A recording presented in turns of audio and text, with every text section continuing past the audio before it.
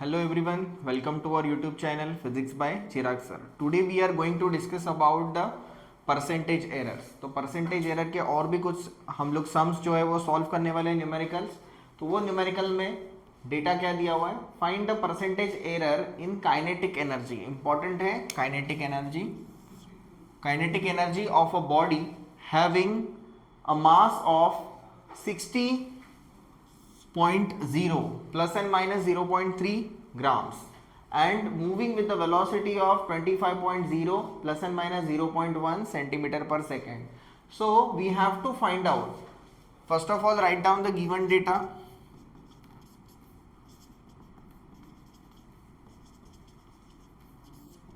जब हम given data लिखेंगे तो गिवन डेटा कैसे फाइंड आउट करना है, तो देखो यहाँ पे find the percentage error in kinetic energy. तो percentage error of kinetic energy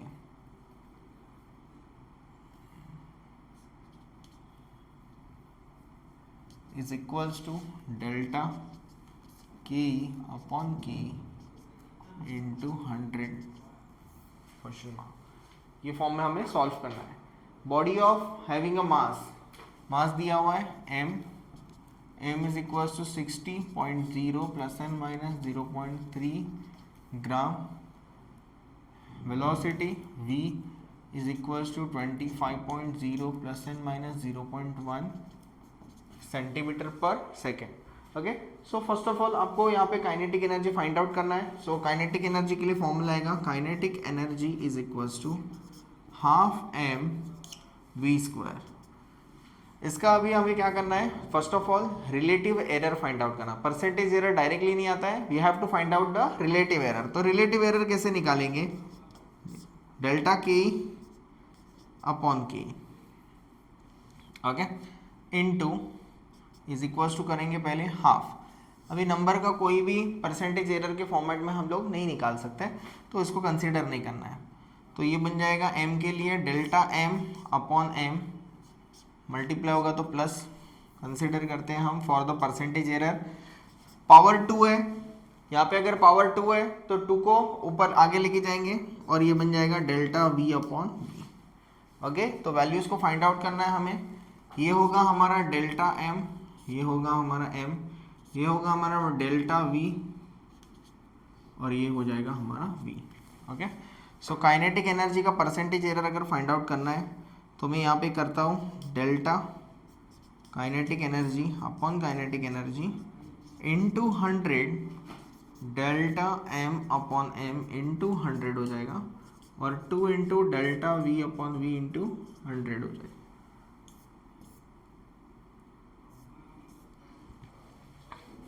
so अभी सिर्फ वैल्यू पुट करनी है हमें. तो ये हो जाएगा percentage in kinetic energy delta m upon m. What is the value of delta m, 0.3. यहाँ पे ध्यान दो ये है CGS यूनिट सिस्टम. एक ही यूनिट सिस्टम में तो चेंजेस करने की ज़रूरत नहीं है. अगर डिफरेंट यूनिट सिस्टम्स में अगर डेटा दिया हुआ है तो आपको क्या करना पड़ेगा, उसको सेम करना पड़ेगा. So delta m upon m, delta m का वैल्यू कितना है 0.3 अपॉन m, m का वैल्यू कितना है 60. 60.0 मतलब 60 हो जाएगा. 100 plus 2. What is the delta v upon v? What is the delta v? The value of delta v is 0.1 upon 25 into 100. Okay, into 100. अभी ये जो डेटा है percentage in kinetic energy will become 0.3 multiplied by 100. It will become 30 upon 60 plus यहाँ पे क्या बनेगा 10 upon 25. तो 2 लिखना है 10 अपॉन 25. यहाँ पे हो जाएगा 1 अपॉन 2 प्लस 20 अपॉन 25.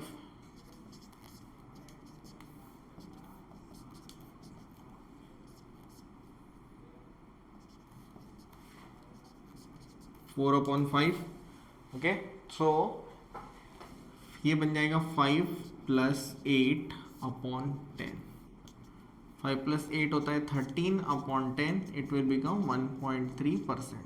तो परसेंटेज इन काइनेटिक एनर्जी तो यहाँ पे आंसर क्या आएगा, percentage in kinetic energy is 1.3%.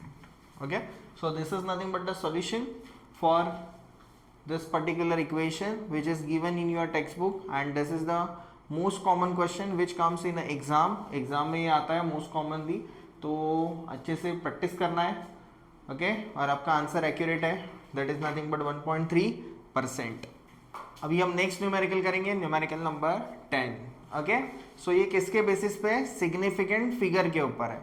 तो सिग्निफिकेंट फिगर में देखो, द डायमीटर ऑफ स्पीयर का डायमीटर दिया हुआ है is 2.14 centimetre. Calculate the volume of the sphere to correct number of significant figure. अभी ये क्वेश्चन में हम लॉग बुक फिर से यूज करने वाले, तो आप भी लॉग बुक अपने हाथ में रखना, तो आपके लिए बेटर रहेगा. तो यहाँ पे क्या दिया हुआ है, द डायमीटर मतलब क्या होता है, twice of the radius.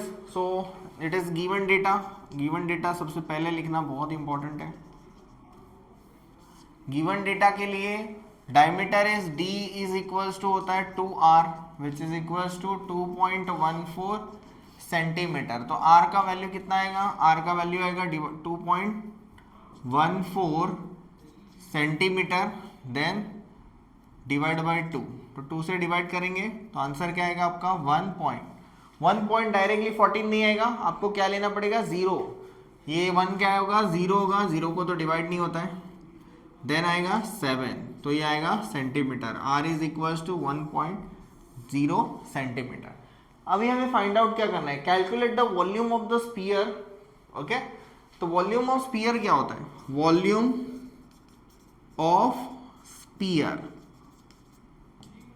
Of sphere सबने देखा है, स्पीयर मतलब है बॉल. तो इसका क्या दिया हुआ है, रेडियस दिया हुआ है. रेडियस कितना आएगा 1.07 सेंटीमीटर. तो हमें क्या करना है, volume of the sphere find out करना है. तो वॉल्यूम ऑफ द स्पीयर का वैल्यू कितना रहेगा, तो formula is 4/3 pi r cube. Okay, 4/3 pi r cube. तो यहाँ पे अभी सिर्फ सिग्निफिकेंट फिगर फाइंड आउट करना है. Significant figure, correct significant figure तक हमें वैल्यू निकालनी है. तो इसके लिए नॉर्मली जैसे सॉल्व करते हैं वैसे ही सॉल्व करना है हमें. ओके, कोई भी चेंजेस नहीं करना है. 4/3 पाई का वैल्यू होता है 3.14 and what is the value of r का वैल्यू है 1.07 का क्यूब. ओके, सो देखो अभी जो हमारे न्यूमेरिकल्स है वो थोड़े क्रिटिकल होते जा रहे हैं. तो क्रिटिकल हो रहा है तो इसके लिए हमें यूज करना है लॉग बुक.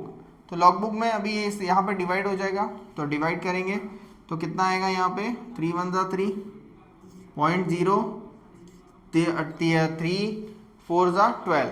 ओके, सो यहाँ पे कितना आएगा 1.07 का क्यूब आएगा. अभी यहाँ पे लॉग बुक यूज करेंगे हम लोग. तो लॉग बुक में पहले log of 4 plus log of 1.04. Log की एक प्रॉपर्टी होती है जो पावर को नीचे लेके आती है. तो ये हमने लॉग के कैलकुलेशंस के टाइम पे मैंने आपको बताया हुआ है. तो log of 4 plus log of 1.04 plus 3 log of 1.07.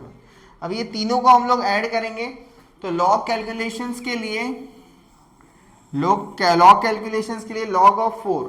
Okay, सबके पास ये वाला लॉग बुक होना चाहिए. ओके, जिसमें वैल्यूज दी हुई रहती है. और लॉग बुक के लेक्चर्स अगर आपने देखे नहीं है तो वो प्लीज़ आप लॉग के लेक्चर्स देखो, उसमें मैंने डिटेल में मेंशन किया हुआ है कि लॉग को यूज़ कैसे करना है. ठीक है, so log and anti log. तो यहाँ से हम लॉग फाइंड आउट करेंगे. लॉग के लिए क्या होगा, लॉग 4 है तो लॉग के लिए वो लॉग 40 यूज़ करना पड़ेगा. तो लॉग 40 लॉगरिथमिक टेबल हम यूज़ करेंगे इसके लिए.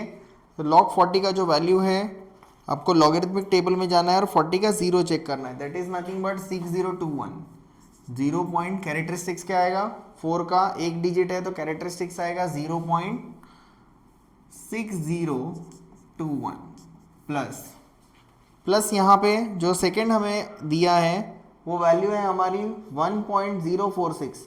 तो यहाँ पे भी डिजिट 1 है, ये पॉइंट के बाद जो डिजिट है वो हमें चेक करना है, पॉइंट के पहले है 1, तो 1 है तो सिंगल डिजिट तो आएगा 0.10 का 46 चेक करना है, लॉगरिथमिक टेबल में 10 देखेंगे, देन जाएंगे 4 के पास और मीन डिफरेंस जो है वो 6 आएगा। तो यहाँ पे जो वैल्यू निकल के आ रही है 0.170 प्लस 25, ओके, क्योंकि 10 का 4 इसका वैल्यू कितना है 0.0170 और जो मीन डिफरेंस 6 है उसका वैल्यू कितना आ रहा है 25, तो 5910.0, तो ये वैल्यू बन जाएगा आपका 0.195। देन प्लस, अभी जो वैल्यू है उसको 3 से मल्टीप्लाई करना पड़ेगा, 1.07 जो वैल्यू है उसको 3 से मल्टीप्लाई करेंगे, तो 10 का 7 का वैल्यू चेक करेंगे, 10 का 7 वैल्यू है 0.294 इंटू 3,